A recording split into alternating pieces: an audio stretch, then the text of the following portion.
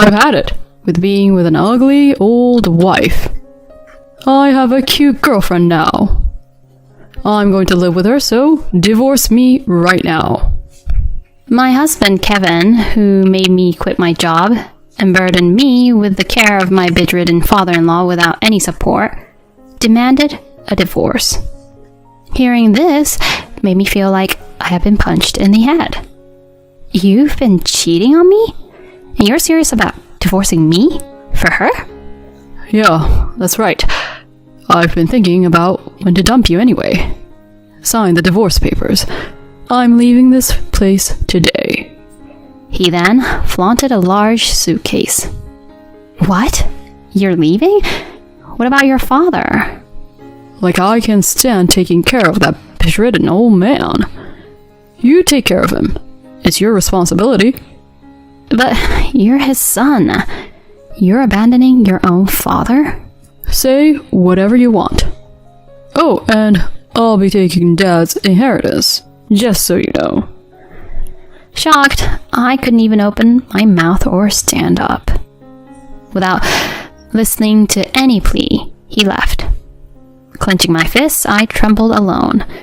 He forced the care of his father on me, cheated on me during that time, and now he's declaring a divorce. To keep mocking his father and throw the care onto me is something I could never forgive. Then, right after that, my usually silent father-in-law suddenly burst out laughing and said, I'll show that worthless son a real hell. My name is Clarissa, and I'm a 40-year-old part-time housewife. I met my husband Kevin 16 years ago through a mutual friend. I was a school teacher, and Kevin worked for a small to mid-sized company. He was easygoing, or positively speaking, he had a cheerful personality. He was the opposite of me, who was often described as too serious, but perhaps I was attracted to the qualities I lacked. Our relationship progressed smoothly, and on our second anniversary, he proposed to me. I happily accepted, and we got engaged. My parents approved of the marriage, and next, we went to greet his family. His mother had passed away when he was in high school, and his father, Connor, a senior executive at a large corporation, lived alone. His family home was quite a mansion, which made me nervous. Ah, glad you could come. I'm genuinely happy to meet you. He looked stern and serious because of his high social status, but he had a warm smile.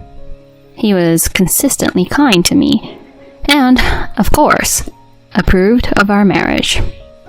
Clarissa, are you sure about marrying this foolish son of mine? I care deeply for Kevin. I see. Kevin, make sure you take good care of Clarissa. I will, Dad. With that, meeting his family went smoothly. On the way back, Kevin, scratching his head, said, Dad's pretty strict with me. I can't really stand up to him. But he's sweet on you, Clarissa. Oh? Looks like you've won him over. Make sure to keep on good terms with him. Of course, I will. Afterwards, we had a small wedding ceremony, and at that time, my father-in-law gave us a wedding gift of $6,700. And so began the life of Kevin and me. We started living in a rental apartment, about a 30-minute drive from his family home. However, we soon ran into a problem. Frankly, Kevin's salary alone was not reassuring. I liked my job as a teacher, so we both worked, but he was surprisingly bad at doing household chores.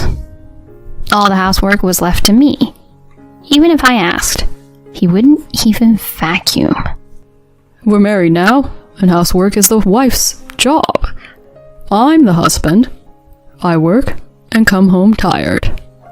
This was his argument, but I was just as tired from working. Even when I expressed this, his attitude didn't change. Gradually, I got used to him not doing any housework, and I ended up taking care of everything myself.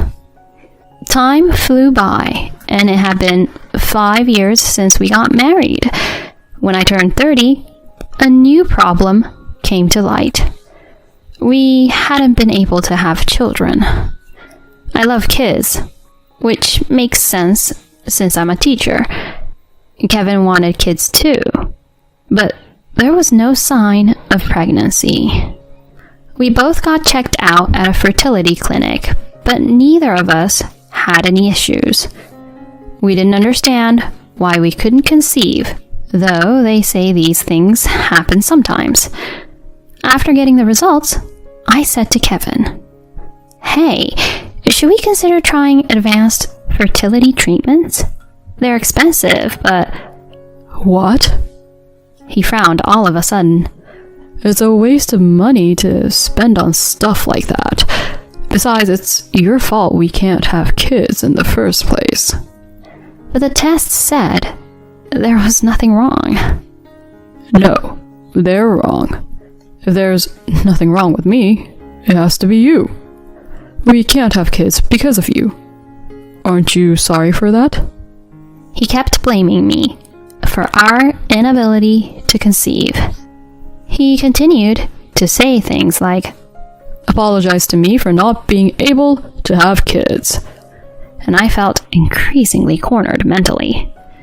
Eventually, I began to believe that it was indeed my fault. He blamed me, and I also blamed myself. So I started losing a lot of weight. One day, I went to my in-laws' house, alone, on an errand, and my father-in-law, Connor, was shocked and spoke to me. "Clarissa, you look pale. And you seem to have lost weight. Is something wrong?" "I'm sorry, Connor. I may not be able to give you a grandchild because of me." He supported me as I broke down, crying. As I tearfully explained the situation, he said to me, "There's no blaming anyone for this. It's just something that can't be helped. Clarissa, you shouldn't blame yourself. "Oh, Connor." There are plenty of happy couples without children. That's all you need to aspire to. Don't worry about giving me a grandchild or anything like that." "Thank you, Connor." After that, he called Kevin and scolded him quite severely for how he had treated me. When we came back home, he was fuming. "My dad yelled at me because you ratted me out. How could you do this to me?" "It's your fault we can't have kids. So why do I have to get yelled at? This makes no sense." Even after being scolded by his father, Kevin didn't change his stance that it was my fault we were infertile. From then on, as if to show his anger towards me, he wouldn't lay a finger on me. 10 years passed, and I turned 40. Since there was no intimacy, having children was out of the question, and I had long given up on pregnancy. Still, we functioned as a married couple. Though our relationship was cold, we did talk. I continued to handle all the housework and the more bothersome tasks. Over these 10 years, Connor was always considerate and kind to me. When I cooked too much for dinner, I would take it to his place to check on him. He would give me delicious sweets or gifts to take home with me. That's how I've been living. When he retired from his job 3 years ago, we even celebrated his retirement. But then, tragedy struck. As usual, I texted him saying I was on my way over, but there was no reply. A bad feeling washed over me, so I rushed to his place and entered the house with my spare key, only to find him collapsed in the hallway. Connor, please hang in there. I called an ambulance right away, went to the hospital, and I've also contacted Kevin. They say he had a stroke. He's had surgery, but they're saying a full recovery is unlikely. They're saying there's a high chance he'll be bedridden. Dad had a stroke? And he's going to be bedridden? It seems he was shocked too, because he left the hospital room. After that, Kevin and I decided to discuss what to do next at home. Then, nonchalantly, he dropped this on me. We're going to live at my parents' place from now on, and you're going to take care of Dad. What? But I have a job. Quit it then. Is your job more important than my dad? He snapped at me, seemingly outraged. Connor has been my lifesaver, but my job is just as important to me. I suggested relying on caregiver services, but he refused, saying it would be a waste of money. And so, with a heavy heart, I quit my job and dedicated myself to taking care of my father-in-law at my husband's family home. He's now suffering from hemiplegia and aphasia. He can hardly speak or move, so he's bedridden. Old man being like this is pretty miserable. Well, I'm counting on you for the rest, Clarissa. As soon as Kevin got home, he just said this in front of his father and went off to another room. While I was fuming, Connor told me something astonishing. After that, Kevin just dumped all the care for his father on me and didn't even try to help. Not only that, but he began coming home later and later and was hardly ever home. I struggled with the unfamiliar task of caring for him for several months. It was about 8 months after Connor had the stroke. Kevin came home late again that day. "Ah, you're home." Kevin, possibly drunk, walked into his father's room and started saying this to me. Your plain face is quite a sight, not even wearing a bit of makeup again today. You're failing as a woman. The reason I don't wear makeup is because I sweat from caregiving and also to keep it off Connor. And yet, he has the nerve to say that. As I was about to retort, he continued. But I won't have to see this plain face after today. Here, sign this. He unexpectedly shoved divorce papers in my face. As I stood there shocked, he went on. I'm sick of being with a plain, barren wife who can't even put on makeup. I've got a cute girlfriend now. I'm going to live with her, so hurry up and sign. Hearing this felt like a blow to the head. You've been cheating on me? And you're serious about divorcing me for her? Yeah, that's right. I've been thinking about when to dump you anyway. Sign the divorce papers. I'm leaving this place today. He then flaunted a large suitcase. What? You're leaving? What about your father? Like, I can stand taking care of that bedridden old man. You take care of him. It's your responsibility. But you're his son. You're abandoning your own father? Say whatever you want. Oh, but I'll be taking Dad's inheritance, just so you know. As I stood there, speechless and unable to stand, he added, as if he remembered something. Oh, I'll be taking this too. It's no use to a bedridden man, right? Before I knew it, he had Connor's credit card in his hand. He left without listening to me as I tried to stop him. I stood there alone, shaking with clenched fists. I couldn't forgive him for pushing the caregiving onto me, cheating, and then asking for a divorce out of the blue. He kept mocking Connor, dumped the care on me, and just expected me to handle it. I couldn't let this slide. He needed to be punished for this. Yet I had already quit my job and I wasn't financially equipped. Even though I was desperate, I couldn't leave my kind father-in-law. While I felt hopeless, Connor, who had been silent until now, suddenly burst into laughter. I'm going to show that worthless son of mine what hell is. He sat up abruptly and perched on the bed.